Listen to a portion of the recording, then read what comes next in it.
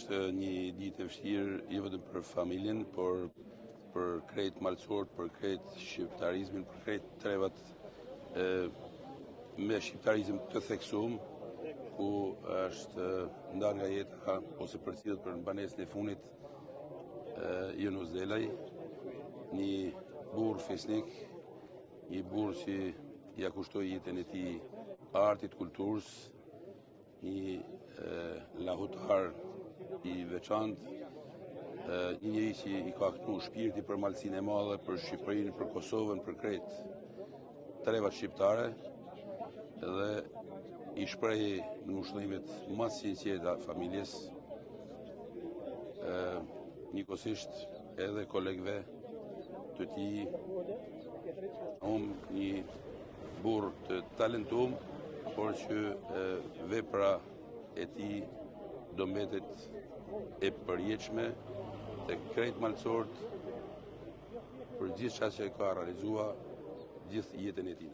Sot po përcjellet një njeri me vlera, një njeri që e vlerësoi gjithmonë traditën edhe kulturën e Shqipënisë, e majti gjithmonë në shpirt edhe në dorë lahutën edhe në momentet e tij më të vështira. Po përcjellet sot, por kujtimi i tij do të jetë i përjetshëm në komplet zonën e Malësisë Madhe, por edhe për gjithë shqiptarët që e duan edhe e vlerësojnë traditën. Fort, sepse kontributin që ka ai për zonën e Kelmenit, për Malësinë e Madhe, por edhe për gjithë Shqipërinë, është i paqmërshëm. Ka shumë vlerë.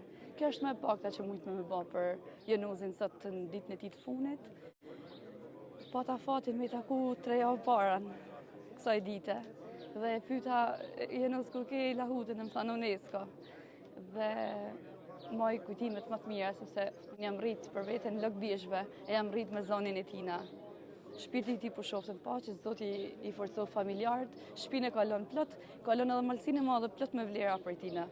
Edhe lahuta sot në UNESCO është një vlerë edhe një kontribut i tij paqmërshëm. Yunus Delaj, ti fizikisht po shkon sot, por lahuta jote, jehona jote, kënga jote do t'jetoj gjithmonë në mesin tonë, në mesin e këtyne maleve. Gjithë jetën time jam mundu me këndu si ti, në orën e Kelmendit, por asnjëherë nuk kam mujt. Je i pa arritshëm, ishe i pa arritshëm. Ngushëllime për familjen, ngushëllime për të afërmit, ngushëllime për komunitetin, për kolegë, ngushëllime për folklorin shqiptar, ngushëllime për gjithë shqiptarët, paç tokën e lehtë.